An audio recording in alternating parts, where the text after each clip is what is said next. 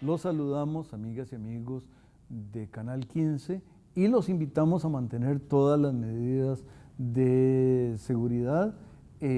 Nuestros camarógrafos están a 1,5 o 2 metros de mi silla y todos están con careta. Y tenemos que seguir observando todas las medidas para que algún día volvamos a 2019, si es posible. Tengo hoy el placer y el privilegio de tener con nosotros al diplomático, al analista, al profesor universitario, Eduardo Ulibarri, con quien vamos a conversar un poco, y mejor me callo pronto porque ya gasté como 5 minutos, de la situación electoral y de las sociedades del Istmo Centroamericano. Don Eduardo, lo escuchamos. Gracias. Bueno, un gran gusto, Juan Rafael, estar aquí de nuevo en su programa y poder compartir con usted y con todas las personas que nos están viendo y escuchando. Vea, yo creo que Centroamérica llega a la conmemoración de su bicentenario como región independiente de España en la situación que yo me atrevería a decir más precaria desde que fueron suscritos los acuerdos de Esquipulas, en particular el acuerdo de Esquipulas II hace 31 años. Resumir la situación del Istmo no es fácil. Yo voy a tratar de hacerlo en pinceladas muy breves y muy simples hasta cierto punto, lo cual implica que tengo que dejar por fuera ciertos elementos. Pero yo diría que hay como 2 niveles de problemas. Hay unos que son fundamentalmente estructurales, que es toda una historia de exclusión, de marginación de una serie de sectores y de élites políticas y económicas en Nicaragua, Honduras, El Salvador y Guatemala, que no han sido capaces de organizar la toma de decisiones y de organizar las políticas públicas en materia económica, social y ambiental, que es algo a lo que me quiero referir ahora, de una manera adecuada.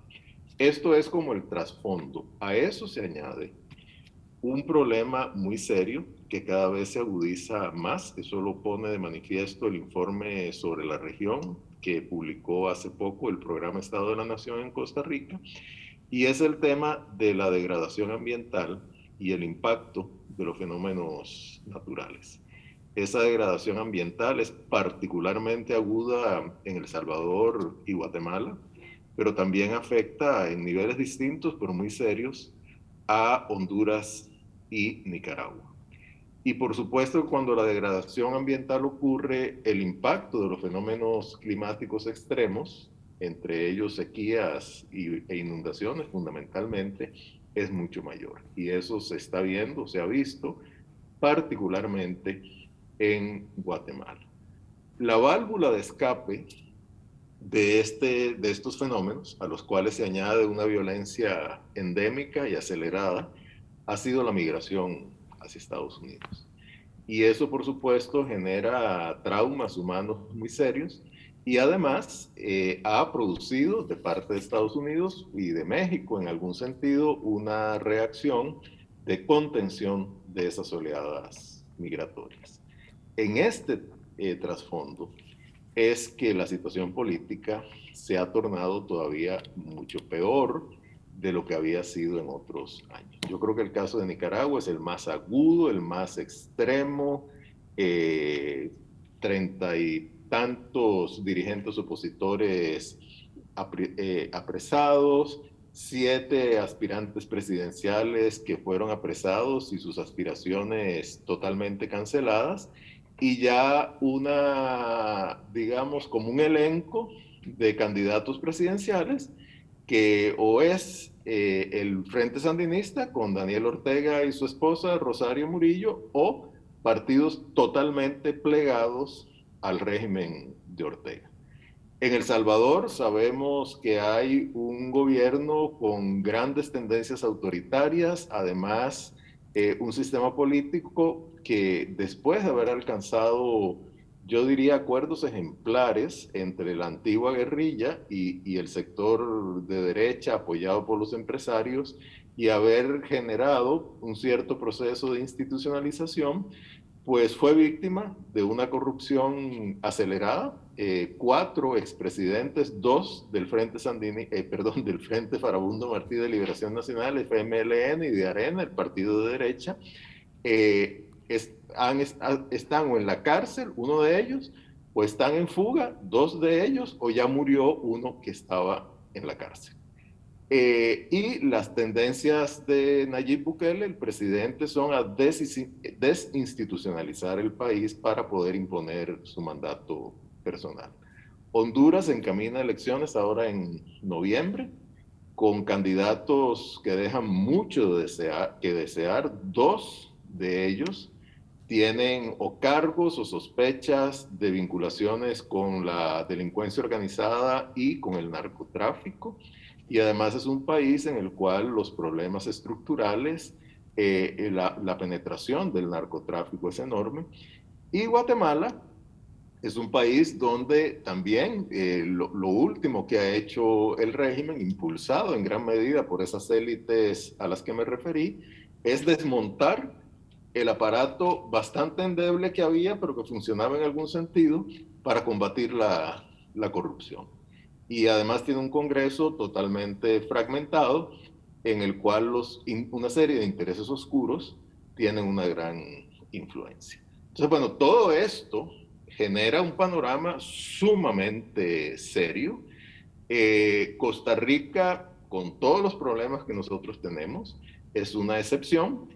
Y yo me atrevería a decir que Panamá y Belice, a Belice a veces no lo tomamos en cuenta, pues también son excepciones en el sentido de que por lo menos son regímenes políticos que funcionan con cierta eficacia, que son países que han logrado establecer líneas de desarrollo de políticas públicas aceptables. Por supuesto que hay problemas de muy diversa índole, pero entonces tenemos como una Centroamérica dividida, lo cual no es desusado, entre, llamémoslo, un norte con enormes problemas estructurales, una especie de zona de transición que es Nicaragua, con una dictadura, porque ya no hay otro calificativo que se le pueda dar al régimen de Ortega, un pequeño país muy orientado al Caribe, como es Belice, que funciona relativamente bien, tiene problemas de narcotráfico muy serios, pero su régimen político y, digamos, su pacto social está vigente y con cierta solidez. Quedémonos, Y don luego Eduardo, Costa Rica y Nicaragua, y Panamá. quedémonos, don Eduardo, en Belice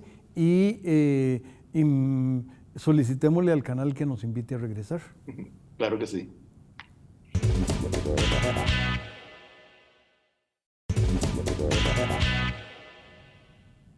Don Eduardo y amigas y amigos, yo tenía la barba relativamente negra, la calvicie era bastante menos pronunciada y recuerdo en esos años que el escritor Sergio Ramírez voló desde San José hasta Managua y aquello era de pellizcarse y no sentirse. Y el otro día me criticaron esa expresión, pero bueno.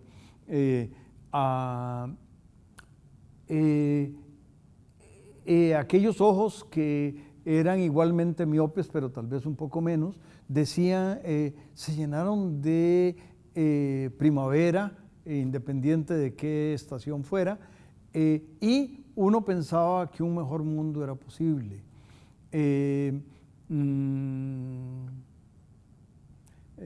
Eso es cierto, yo estuve ahí y ahora estoy aquí y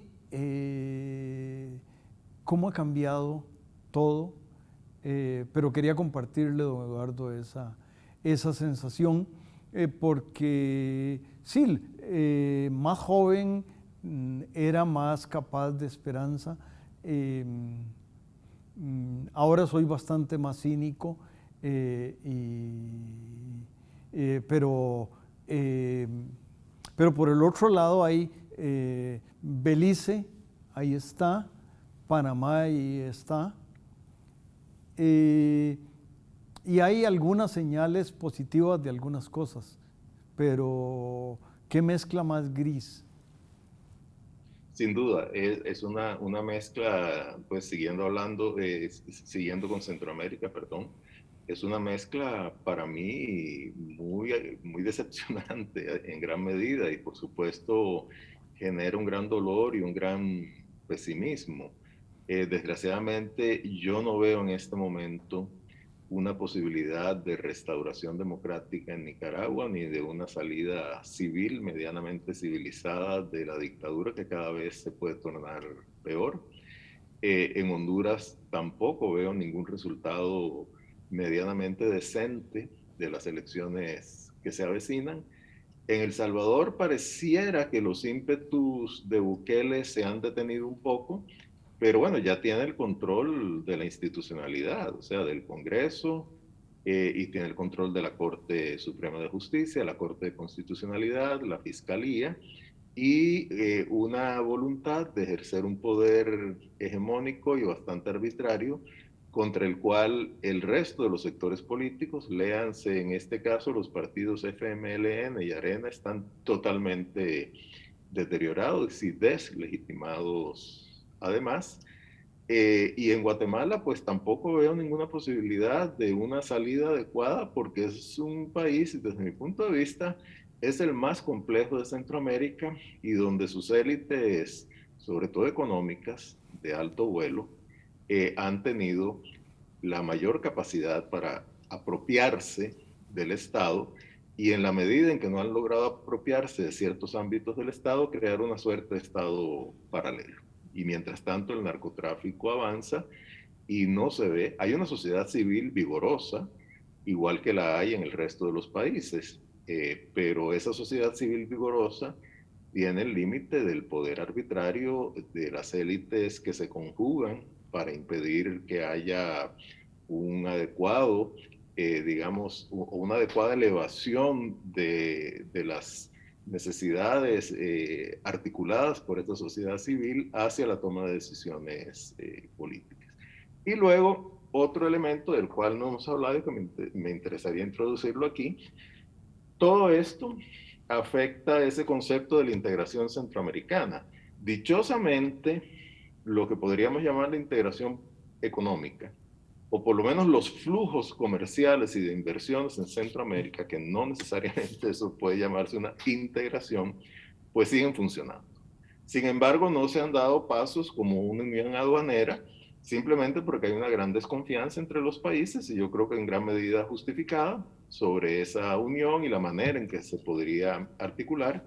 Y vea que a estas alturas todavía no ha sido posible elegir al nuevo secretario ejecutivo o secretaria ejecutiva del SICA, el Sistema de Integración Centroamericana, que por cierto está cumpliendo 31 años de existencia, porque al país al que le correspondía proponer la terna, que es Nicaragua, propuso el régimen de Daniel Ortega a tres personas que no tienen capacidades, antecedentes técnicos ni de conocimiento para ese cargo y que simplemente los propuso porque son del aparato sandinista. Y eso ha creado una parálisis en el sistema que todavía lo afecta más. Entonces, en este sentido, indudablemente Costa Rica tiene un reto muy grande porque estamos en la región, no podemos salir de aquí, tenemos que interactuar con esa región, tenemos una frontera muy porosa con Nicaragua,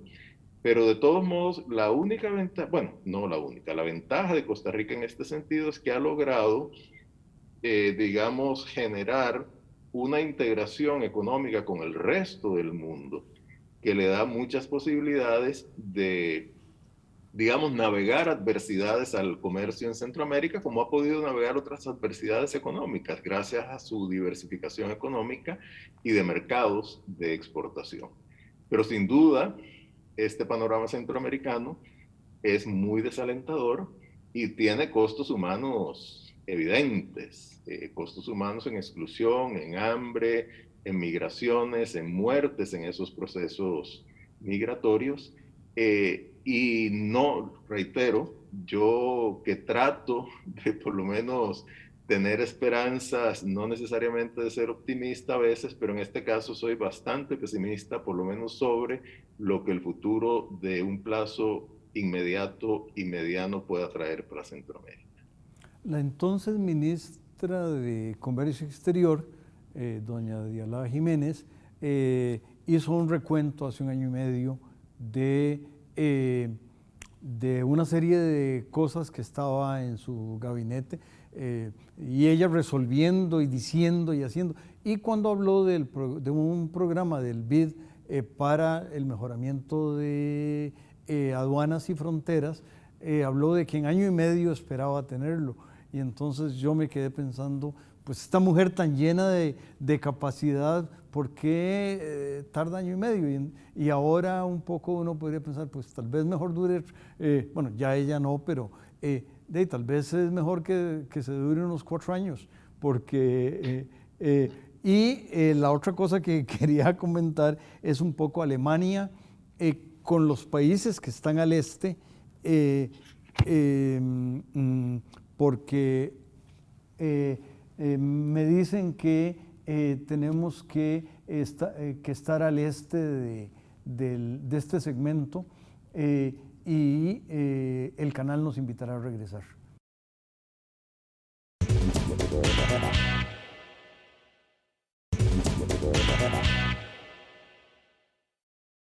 Escuchábamos, amigas y amigos, al profesor Ulibarri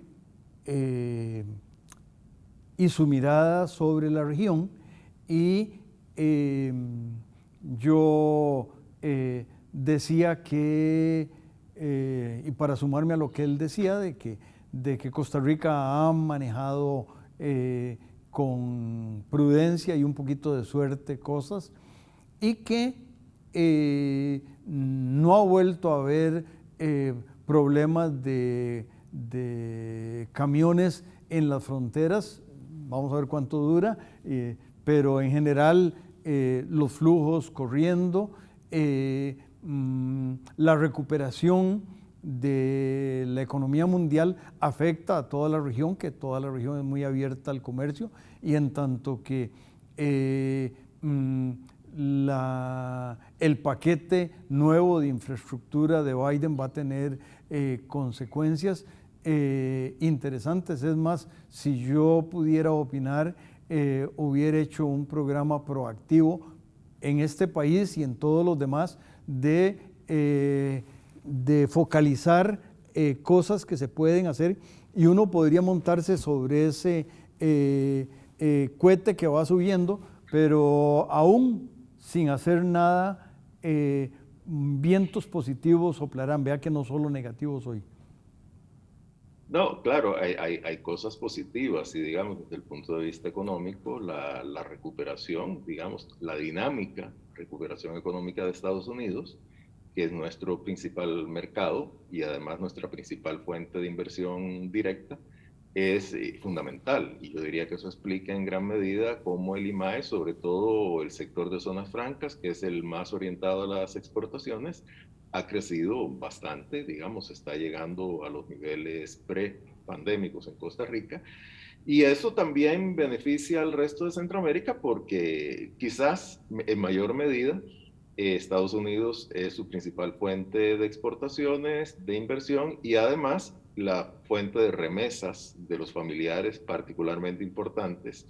Bueno, en todos los países del norte, pero sobre todo El Salvador, Honduras y Guatemala, en menor medida Nicaragua. Entonces, en ese sentido hay digamos, una especie de jalón económico, pero que desgraciadamente no permea suficientemente en todos los sectores de la población y además, bueno, están esos problemas estructurales tan serios Y yo invito a quienes nos ven para que le den un vistazo al informe Estado de la Región, publicado recientemente por el Programa Estado de la Nación de Costa Rica, porque ahí se reflejan una serie de problemas estructurales en Centroamérica que si no se atienden, las crisis políticas, las crisis económicas seguirán siendo recurrentes. Por supuesto que a veces las crisis económicas están generadas por factores externos, ¿verdad? Y uno no tiene más que tratar de adaptarse a ellas.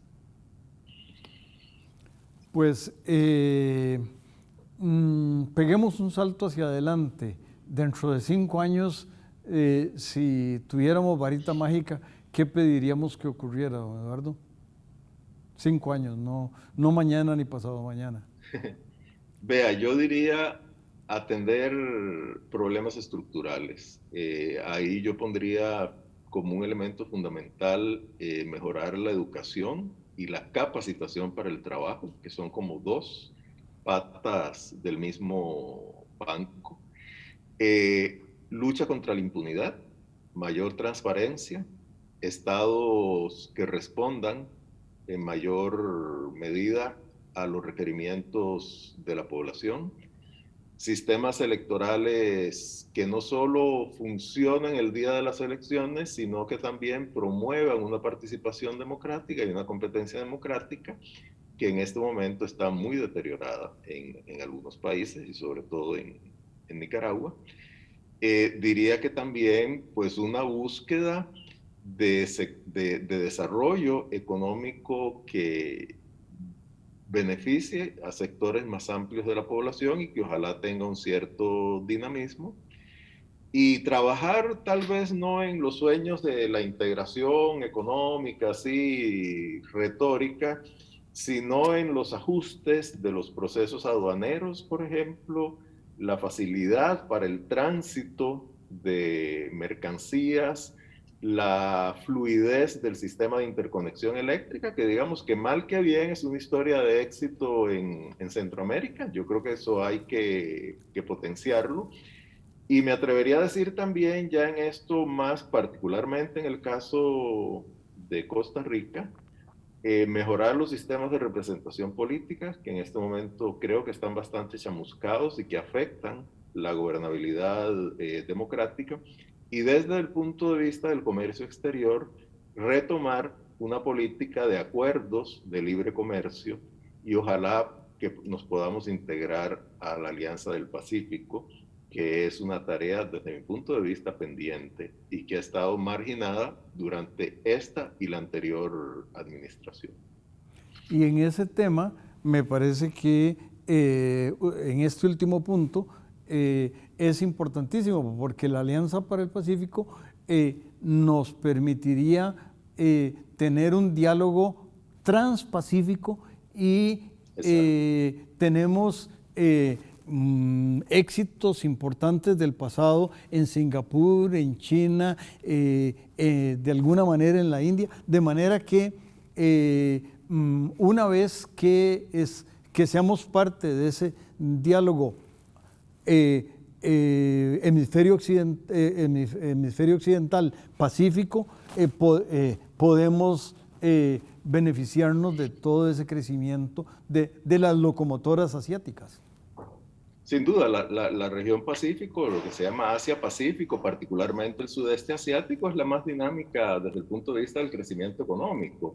Y para nosotros llegar ahí, pues hacerlo solos es muy difícil, por no decir imposible. Entonces, plataformas como la Alianza del Pacífico, de la cual pues forman parte México, Chile, Colombia y, ay, se me olvidó, el México, Chile, Perú. Colombia y Perú, perdón. Sobre esa plataforma nosotros podríamos tener oportunidades de representación diplomática conjunta, de oficinas de promoción comercial, etcétera, que ahora estamos desaprovechando. Además de fortalecer la integración mucho más estructural con esos 4 países de nuestra región. Y también el otro aspecto que me parece que emula un poco la experiencia de la Unión Europea, que es democracias.